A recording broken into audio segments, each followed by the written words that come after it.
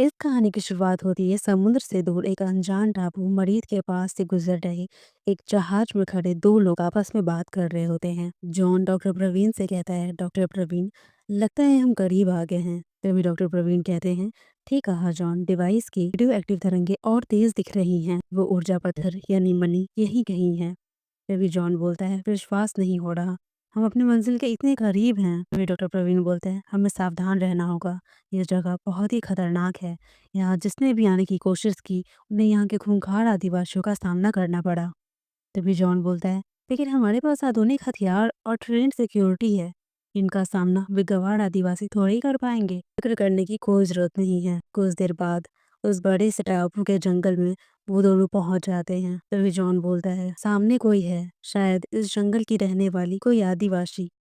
तभी डॉक्टर प्रवीण उस आदिवासी को रोकते हुए बोलता है, ए तुम, हम लोग तुमसे दोस्ती करने आए हैं, हमसे डरने की जरूरत नहीं है। इतने वीरान और घने जंगल में उस खूबसूरत महिला को देखकर हैरान रह जाते हैं दोनों। फिर डॉक्टर प्रवीण बोलता है, ये औरत तो बहुत ही ज्यादा खूबसूरत है, ये आदिवासी तो लगती ही नहीं। तभी वो औरत बोलती है, कौन हो तुम लोग, यहाँ कैसे आए? तभी जॉन बोलता है, ये तो हमारी भाषा जानती है, ये कैसे हो सकता है? तभी डॉक्टर प्रवीण बोलते हैं, कुछ भी हो, ये हमें समझ सकते हैं तो हमारा काम आसान हो गया है। फिर वो औरत गुस्सा जाती है और बोलती है, लगता है तुम लोग खुद को ज्यादा समझदार समझते हो, लेकिन अब पछताओगे। जोर से चिल्लाते हुए नेविक अयूम जोर जोर से चिल्लाने लगती है। तभी नेविक और अयूम वहां आ जाते हैं। उस महिला के पुकारते ही दोनों नुमाइंदे वहां खड़े हो जाते हैं। तभी वो तीनों बोलते हैं, तुम बेवकूफ इंसानों ने यहाँ आकर बहुत बड़ी गलती कर दी और अब तुम्हें कोई नहीं बचा सकता। और तीनों अपना रूप बदल लेते हैं और तीनों अपने अपने असली रूप यानी नाग रूप में आ जाते हैं। तभी प्रवीण अपने सिक्योरिटी को ऑर्डर देता है, खत्म कर दो इन्हें, ये शैतान, इन्हें खत्म कर दो। सिक्योरिटी सिक्योरिटी, हमला करो इन पे। तभी उनके सिक्योरिटी में दो लोग आपस में बात कर रहे होते हैं, ऐसी चीज से हमारा कभी सामना नहीं हुआ, तो क्या हुआ, बस इनका काम तमाम करने पर ध्यान दो। वो सारे तीनों सांप सारे सिक्योरिटी को मार देते हैं। सिक्योरिटी में से एक आदमी चिल्लाते हुए बोलता है, गोली चलाओ उन पर, गोली चलाओ। तभी वो बोलता है कोई आदमी, गोलियां उन पर काम नहीं कर रही हैं। वो तीनों सांप मिलकर सिक्योरिटी के सभी लोगों को मार देते हैं। अयूम और नैविक ने सभी सैनिकों को मार दिया था। तभी जॉन, डॉक्टर प्रवीण और उनके साथ जो एक और आदमी होता है, वो तीनों जमीन पर गिर जाते हैं और बोलते हैं, प्लीज प्लीज हमें छोड़ दो, हमें छोड़ दो, हम यहाँ दोबारा कभी नहीं आएंगे। तभी वो औरत चिल्लाते हुए बोलती है, तुम यहाँ दोबारा आ भी नहीं सकते, क्योंकि आज तुम्हारी मौत यही होने वाली है, इंसानों। और ऐसा बोलते ही वो तीनों नाग उन तीनों इंसानों को मार देते हैं। जिसके बाद कहानी का दूसरा भाग शुरू होता है। कहानी भारत के शहर मुंबई की है। जीव वैज्ञानिकों का सम्मेलन हो रहा होता है, जिसके मंच पर खड़े एक साइंटिस्ट सभी लोगों का स्वागत करते हैं और बोलते हैं, आप सभी का स्वागत है। आज तक हमें बस यही लग रहा था कि हम मानवों की अकेली प्रजाति बचे हैं, लेकिन ये हमारी गलतफहमी है। इस रहस्यमयी दुनिया में बहुत सारी चीजें हमारी समझ से परे है। तो चलिए मैं आपको कुछ दिखाता हूँ। हाल ही में हमें दक्षिण भारत और मिस्र के कुछ हिस्सों में कुछ कंकाल मिले हैं जो चौंका देने वाले हैं। इनमें से कुछ मानव रूपी जीव उड़ सकते हैं, कुछ बहुत विशाल थे और कुछ आधे जानवर थे। इन सब में सबसे ज्यादा रोचक ये कंकाल है। ये प्रजाति अपनी चमड़ी का रंग बदल सकते थे और इनमें विष तंत्रिका भी हुआ करती थी, यानी कि ये हमारी कहानियों के इच्छाधारी नाग जैसे थे। चौंकाने वाली बात यह है कि ये कंकाल महज 200 साल पुराने हैं। इसकी संभावना बहुत ज्यादा है कि ये जीव अभी भी हमारे बीच हैं। अगर हमने उन्हें ढूंढ निकाला तो ये खोज पूरी दुनिया को हिला कर रख देगी। उसी वक्त भारत से बहुत दूर फनी प्रस्थ जिसे वैज्ञानिकों ने मरीथ आइलैंड का नाम दिया था, कोई था जो इंसानी दुनिया से दूर अपनी दुनिया की हिफाजत में जुटा था। तक्षक, एक नाग रक्षक। अब कहानी फनी प्रस्थ की है। तक्षक अपनी साधना कर रहा होता है, तभी उसके मंगेतर अकीला उसे चुपके से देख रही होती है। अकीला सोचती है, तक्षक 7 दिनों के महाध्यान पर बैठा है। नाग संस्कृति के नियम के हिसाब से मैं अपने मंगेतर से शादी के पहले अकेले में नहीं मिल सकती, लेकिन नियम तो तोड़ने के लिए बनते हैं, वैसे भी यहाँ कोई नहीं है। तभी अकेला तक्षक के सामने जाकर खड़ी हो जाती है और सोचती है, उफ, तक्षक कितना प्यारा है, पता नहीं मंगेतर को ना देखने और ना छूने के नियम क्यों बनाए गए हैं। आज हो या 2 साल के बाद? उसे होना तो मेरा ही है, लेकिन तक्षक भी है कि मुझसे भागता रहता है। क्या मैं एक बार तुम्हें छू लूँ? गहरे ध्यान में तुम्हें थोड़ी पता चलेगा। तभी तक्षक उठ जाता है और जोर से चिल्लाते हुए बोलता है, अकीला! अकीला डर जाती है। अकीला सोचती है, मर गई, मैं तो गई आज। तभी तक्षक बोलता है, अकीला, तुमने फिर से करीब आने की कोशिश की, वो भी साधना के वक्त। तुम सुधरोगी या नहीं? तभी अकेला बोलती है, माफ कर दो, ये आखिरी बार था। अब मैं शादी के दिन ही तुम्हारे करीब आऊंगी। तभी तक्षक बोलता है, उफ, मैं परेशान हो चुका हूँ। अच्छा है मेरी साधना वक्त के अंदर ही पूरी हो गई, वरना पता नहीं क्या होता। ये नागिन तो पूरी पागल है। तभी अकीला बोलती है, हाँ पागल हूँ, बस तुम्हारे प्यार में। और हंसने लगती है। तभी तक्षक बोलता है, अकीला अब बस करो। लेकिन तभी तक्षक को मानसिक संकेत आता है, नाग रक्षको हमें बचाओ, नाग रक्षको हमें बचाओ। तभी तक्षक बोलता है, लगता है कोई मुसीबत में है, मुझे जाना होगा। और वो तभी अपना रूप बदलता है और नाग रूप धारण कर वहां से चला जाता है। तभी अकीला बोलती है, तक्षक अपना ख्याल रखना। फनीप्रस्थ के किसी और हिस्से में दो नाग आपस में लड़ रहे होते हैं, जिसमें से एक बोलता है, अब तू नहीं बचेगा घमंडी, तेरी अकड़ मैं निकालूंगा। तभी दूसरा बोलता है, वो तो अभी पता चल जाएगा। तभी वहां खड़े आसपास के सारे लोग जोर जोर से चिल्लाने लगते हैं, अरे रोको इन्हें, इन्होंने फिर से झगड़ा शुरू कर दिया। तभी उनमें से एक बोलता है, मैंने रक्षकों को मानसिक संकेत भेजा है, वे आते ही होंगे। तभी उसके पास खड़ा एक और आदमी बोलता है, लेकिन तब तक कहीं अपनी जान न ले लें। वो दोनों नाग जो लड़ रहे होते हैं उनमें से एक बोलता है, अब अगला वार मेरे विष दंत का होगा, कोई आखिरी ख्वाहिश? तभी दूसरा बोलता है, भाड़ में जाओ। तभी रक्षक वहां पहुंच जाता है और जोर से चिल्लाते हुए बोलता है, रुक जाओ तुम दोनों। वो दोनों देखते हैं, तक्षक आ गया। तक्षक दोनों शांति से खड़े हो जाते हैं। तक्षक बोलता है, तुमने फिर से अपनी सीमा लांघी है, पिछली बार भी मैंने तुम्हें मना किया था। तभी वो दोनों बोलते हैं, मुझे मुझे माफ कर दो। तभी वहां पास में खड़ी एक छोटी बच्ची रोते हुए बोलती है तक्षक से, तक्षक रुक जाइए, मैंने ही गलती से शिकार करते वक्त छत्र की सीमा में चली गई थी, जिस वजह से ये झगड़ा हुआ था। सजा मुझे मिलनी चाहिए। तभी तक्षक पूछते हैं, क्या ये सही है? महाराज लोकेश ने अमाया और छत्रक जनजाति के झगड़े को देखकर उनके निवास क्षेत्र बांट दिए। इसका मतलब ये नहीं कि फनीप्रस्थ और नाग जाति बढ़ चुकी है। शर्म आनी चाहिए तुम लोगों को। तभी वो दोनों नाग जो लड़ रहे होते हैं उनमें से एक बोलता है, अगली बार आपको शिकायत का मौका नहीं मिलेगा। दूसरा बोलता है, हमें माफ कीजिए तक्षक, अगली बार माफी मांगने का मौका नहीं मिलेगा, बेवकूफ कहेंगे। तक्षक इतना कहकर वहां से चले जाते हैं। तभी वहां से जाते वक्त मांस भक्त रीगल उन्हें जाते हुए देख लेते हैं और बोलते हैं, वाह इतना खाना एक साथ, आज तो कोई रक्षक भी आसपास नहीं है, तो फिर दावत उड़ाई जाए। मांस भक्षी रीगल जो नागों के जानी दुश्मन थे वो उनके पास आते हैं। तभी तक्षक बोलते हैं, नागखोर रीगल, मुझे इनकी आहट कैसे नहीं मिली? बाकी के नाग रक्षक भी गायब है, मुझे इनसे अकेले ही लड़ना होगा, वरना ये कई नागों की जान ले लेंगे। नागों को खाने वाले, वो जोर जोर से चिल्लाते हुए बोलते हैं उस रीगल को। तक्षक बोलते हैं, ये भी पता चल जाएगा, मैं अकेला ही तुम लोगों के लिए काफी हूँ। तभी रीगल और तक्षक के बीच काफी लड़ाई होती है।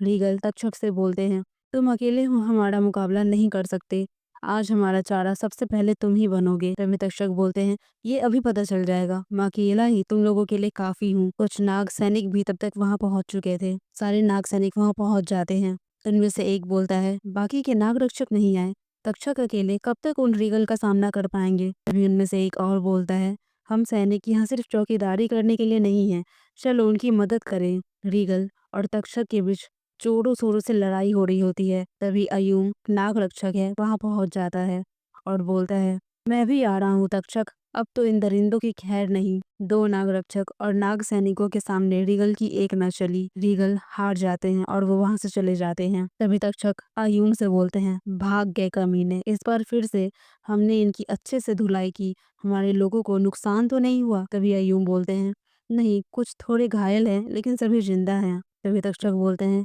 देखा मैंने तुम लोगों को कहा था, दुश्मन हमारे अंदर नहीं बाहर है, अगर हम एकजुट नहीं रहे तो हम खत्म कर दिए जाएंगे।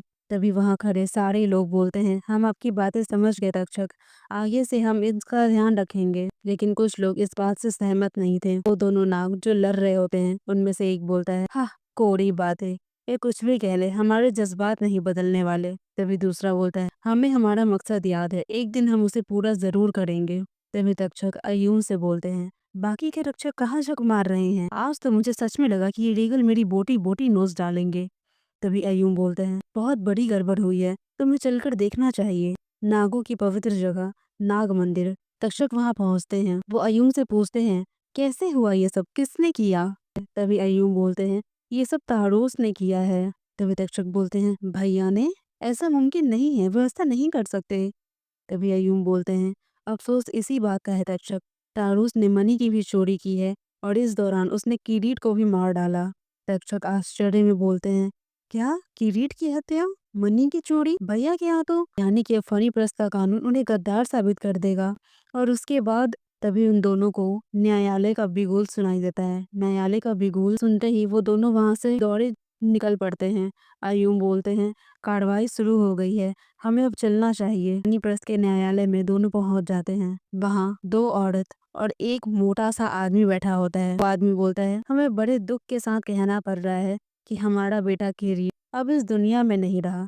हमारी पवित्र नागमणि भी चुरा ली गई। इन सब के पीछे बस एक ही शख्स है, उसका नाम है तारूस। न्यायालय अब आगे की कार्रवाई शुरू करे। न्यायाधीश रानी अनफिशा, महारानी विरूपा और महाराज लोकेश थे। रानी अनफिशा महाराज की दूसरी बीवी थी। वो बोलती है, कितने अफसोस की बात है, सिर्फ मनी के लिए अपने चचेरे भाई की जान ले ली, या फिर उसका मकसद फनीप्रस्थ के अगले वारिस को खत्म करना था। तभी महाराज की पहली पत्नी बोलती है, उस तारोस ने मेरे बेटे की जान ली, मैं उसे मृत्यु दंड देना चाहूंगी। तभी अनफिशा बोलती है, महारानी ये अदालत जनता की है, हमें सबूतों को देखते हुए फैसले देने हैं, लेकिन यहाँ देखने जैसा कुछ भी नहीं, सब कुछ आंखों के सामने है। तभी महाराज की पहली पत्नी बोलती है, गद्दारी और राज हत्या के लिए मेरे हिसाब से भी मृत्यु दंड ही होना चाहिए। तक्षक, तुम्हारा क्या कहना है? तभी तक्षक बोलता है, एक रक्षक होने के नाते मैं न्यायालय अधिकारी और महाराज से दरख्वास्त करूंगा कि तारूस की गैर हाजिरी में मृत्यु दंड ना दिया जाए। मैं उन्हें आपके सामने पेश करूंगा। आगे की कार्रवाई उनके आने के बाद की जाए। मुझे भैया पर भरोसा है कि वो ऐसा कभी नहीं कर सकते। जरूर कुछ ऐसी बात होगी जो हम नहीं जानते। तभी महाराज बोलते हैं तक्षक से, तुम और तारूस हमारे सगे भाई के बेटे हो, लेकिन किरीट हमारा बेटा था। याद रखो, कानून ने मेरे हाथ बांध रखे हैं, वरना तारूस की मौत मेरे हाथों होती। जाओ, जहाँ कहीं भी वो छुपा हो उसे ढूंढ निकालो, फिर हम देखेंगे कि उसे कैसी सजा देनी है। तभी तक्षक बोलते हैं, मैं आपको निराश नहीं करूंगा। तभी महाराज बोलते हैं, अगर तुम विफल हुए तो तुम्हें भी गद्दार करार दिया जाएगा। तक्षक यह सुनकर वहां से चले जाते हैं। अनफीसा मन ही मन सोच रही होती है, सजा कुछ भी हो, मरना तो तुम्हारा तय है तारूश। फर्क इस बात का होगा कि तुम्हें आसान मौत मिलती है या दर्दनाक। न्यायालय के बाद तक्षक अपने माता पिता के पास जाते हैं और सारी बातें बताते हैं। तभी तक्षक के पिता बोलते हैं, ये तो जैसे भाई भाई को लड़ाने वाली बात हो रही है, तुम्हें जाने की जरूरत नहीं है तक्षक, मैं लोकेश भैया से बात करूंगा।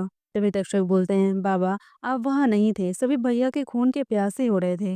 अगर कोई और उन्हें लाने गया तो चाहे वो रहेगा या फिर भैया, और वैसे भी न्यायालय में फैसला हो चुका है। तभी तक्षक की माँ बोलती है, तक्षक ठीक कह रहा है, जाओ और अपने भाई को ले आओ, इससे पहले कि उसे सच में गद्दार साबित करके मृत्यु दंड दे दिया जाए। तभी तक्षक बोलते हैं, आप फिक्र न करें, मैं भैया को लेकर ही आऊंगा और मेरे होते हुए उन्हें कोई छू भी नहीं सकता। तभी अकीला वहां आ जाती है और अकीला बोलती है, और मेरा क्या होगा तक्षक, तुमने मेरे बारे में तो जरा भी नहीं सोचा, क्या होगा अगर कोई अनहोनी हो गई तो? तभी तक्षक सोचता है मन ही मन, अकीला, ओह फिर से नहीं, अब ये मौके का फायदा उठा रही है। अकीला तक्षक का हाथ पकड़ लेती है और बोलती है, किसी भी हाल में मैं तुमसे दूर नहीं रह सकती। तक्षक लड़कियों से दूर रहता था, चाहे वह उसकी मंगेतर ही क्यों ना हो। तभी तक्षक की माँ रोने लगती है और रोते हुए बोलती है, ये दोनों मुसीबत के वक्त भी एक दूसरे का दामन थामे हुए हैं। तभी तक्षक के पिता बोलते हैं, हाँ सही कहा, लेकिन पता नहीं हमारी खुशियों को किसी की नजर न लग जाए। भगवान करे सब ठीक हो जाए। तक्षक मन ही मन सोच रहा होता है, मुझे यहाँ तारुस भैया की फिक्र है, इसे सनक सूझी है, ये पागल होने के साथ साथ छिछोरी भी है।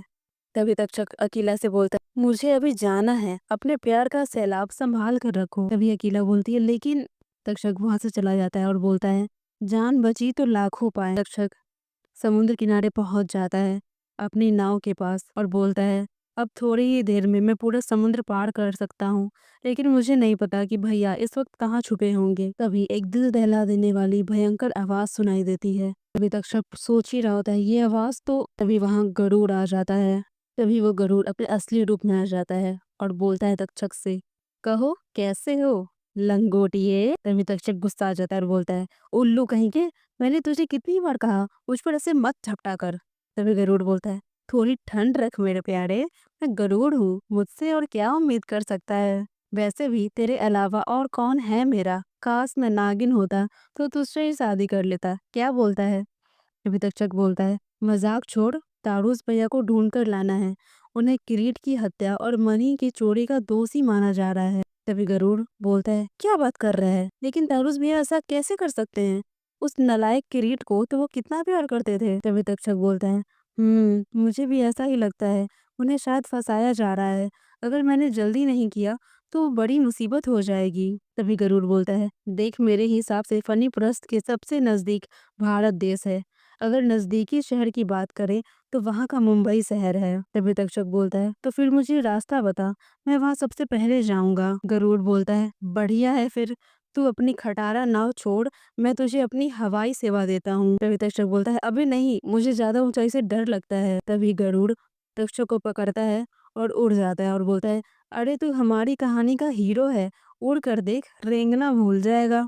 तभी तक्षक बोलता है, नालायक, मैं तुझे छोड़ूंगा नहीं। तभी गरुड़ बोलता है, मैंने कौन सा तुझे छोड़ने वाला हूँ, मैं तुझे गले लगा कर रखूंगा। अभी जो कि रीगलों का सरदार होता है, उनके पास वो सारे रीगल जाते हैं जो कि तक्षक से युद्ध में हार चुके होते हैं और बोलते हैं अबीजो से, सरदार वो नाग रक्षक हमारी उम्मीद से ज्यादा तगड़े निकले, उसने हमारी अच्छे से मसाज की है, हमारी एक एक हड्डी बोल रही है, भूख के मारे और हालत भी खराब है। सरदार, क्या हम पहले की तरह मछलियाँ नहीं खा सकते। तभी उनका सरदार बोलता है, कायर लोगों की जगह मेरे कबीले में नहीं है, और तुम सभी कान खोलकर सुन लो, अगर हमने नागों का खून नहीं पिया तो हमारा शरीर कुछ ही दिनों में नष्ट हो जाएगा। समय के साथ हमारा शरीर बदल चुका है, समुद्री खाना हमारे लिए जहर की तरह काम कर रहा है। तभी बाकी रीगल बोलते हैं, ठीक है सरदार। तभी वहां अनफीशा, अयूम और एक और नागरक्षक वहां पहुंच जाते हैं। तभी अनफीशा बोलती है, कितनी अच्छी बात है ये, सही सही वक्त है अभी जो दोस्ती का हाथ बढ़ाने का, क्या ख्याल है तुम्हारा। तभी एक रीगल बोलता है, सरदार खाना खुद चलकर हमारे पास आया है, आप बस हुक्म करें सरदार। तभी अकेला गुस्सा हो जाती है और उस रीगल पर हमला करते हुए बोलती है, मैं खाना नहीं हूँ गंदे कीड़े, लेकिन अगर तुम चाहो तो मैं दावत का इंतजाम कर सकती हूँ। फनीप्रस्थ की दूसरी नाग प्रजाति छत्रक से मुझे कोई हमदर्दी नहीं है। अमाया मेरे लोग हैं जो मिस्र से यहाँ मेरे साथ आए हैं। अगर तुम फनीप्रस्थ की गद्दी हथियाने में मेरी मदद करो तो मैं तुम लोगों का पूरा ख्याल रखूंगी। तभी रीगलों का सरदार अबीजो बोलता है, अगर ऐसी बात है तो मुझे मंजूर है। अनफीशा बोलती है, ठीक है, फिर तुम अपना पहला तोहफा कबूल करो। तभी अनफीशा दो नागों को उन रीगलों के हवाले कर देती है। वो रीगल आपस में बात करते हैं, आज तो मजा आ जाएगा, बहुत दिनों के बाद कुछ अच्छा मिलने वाला है। वो दोनों नागों को वो सारे रीगल मिलकर बोटी बोटी करके खा जाते हैं। वहीं दूसरी तरफ गरुड़ और तक्षक मुंबई शहर पहुंच चुके होते हैं। तक्षक गरुड़ से बोलता है, आज तो तूने मेरी जान ही निकाल दी। तभी गरुड़ बोलता है, एहसान फरामोश, मैंने तेरा कितना वक्त बचाया तुझे पता है, अपनी नाव से जाता तो बुढ़ापे में फनी प्रस्त लौटता। तभी तक्षक बोलता है, मजाक बहुत हो गया, अब काम पर लगते हैं, हमें अब किस तरफ जाना है। तभी गरुड़ बोलता है, पहले अपना चोगा तो बदल ले। गरुड़ बोलता है, हमें इंसानों जैसा दिखना होगा। वहाँ एक शराबी आदमी लेटा होता है, जिसे देखकर गरुड़ बोलता है तक्षक को, देख ऐसा रूप ले ले, वरना लोग तुझे जंगली समझेंगे। तभी तक्षक बोलता है, मैं किसी भी हालत में इंसानों जैसा अजीब रूप नहीं ले सकता, इनसे तो अच्छी ही हालत में हूँ मैं। तभी गरुड़ बोलता है, तो फिर किसी भी हालत में तारूस भैया नहीं मिलने वाले, फैसला अब तेरा है। तभी तक्षक सोचता है, एक बार भैया मिल जाए फिर मैं इस गरुड़ के बच्चे के एक एक पंख नोच डालूंगा। वो गरुड़ से कहता है, ठीक है, और वो दोनों इंसानी रूप में आ जाते हैं। तभी गरुड़ तक्षक को देखकर बोलता है, हाय दैया, तू तो बिल्कुल हीरो लग रहा है। तभी तक्षक बोलता है, ये हीरो क्या है। तभी गरुड़ उसका हाथ पकड़ता है और बोलता है, अरे अभी तो कहानी शुरू हुई है, धीरे धीरे सब पता चल जाएगा। तभी तक्षक बोलता है, थोड़ा दूर होकर चल, चिपका चिपकी पसंद नहीं मुझे। तभी गरुड़ बोलता है, लेकिन मुझे तो पसंद है। और गरुड़ तक्षक को किस कर लेता है। तभी तक्षक बोलता है, अरे पागल है क्या। वही दूसरी तरफ डॉक्टर तेजस की प्रयोगशाला में डॉक्टर तेजस प्रयोग कर रहे होते हैं और बोलते हैं, जब भी हम किसी क्रांतिकारी खोज में जुटते हैं, कुछ मुसीबतों का सामना तो करना ही पड़ता है। डॉक्टर तेजस किसी को मैसेज कर रहे होते हैं। वही सामने वाला आदमी मैसेज में बोलता है, डॉक्टर तेजस तुम्हें याद तो है ना, हम और ज्यादा इंतजार नहीं करने वाले, बाकी का अंजाम तो तुम जानते ही हो। डॉक्टर तेजस उसे मैसेज करते हैं और बोलते हैं, लेकिन ये मुसीबत सच में एक बड़ी मुसीबत है। तभी डॉक्टर तेजस की बेटी वहां आ जाती है और बोलती है, पापा। तभी डॉक्टर तेजस बोलते हैं, अरे कब आई, मुझे बता दिया होता तो मैं आज फ्री रहता। तभी उनकी बेटी बोलती है, आप बहुत कीमती है, आप फ्री नहीं चाहिए मुझे। तभी डॉक्टर तेजस बोलते हैं, मेरी प्यारी बच्ची, मैं तो चाहता हूँ कि तू यहीं रहे, लेकिन तुझे तो फोटोग्राफी का भूत चढ़ा है। तभी उनकी बेटी बोलती है, आप तो जानते हैं कि ये मेरा पैशन है, कुर्बानी तो देनी पड़ेगी ना।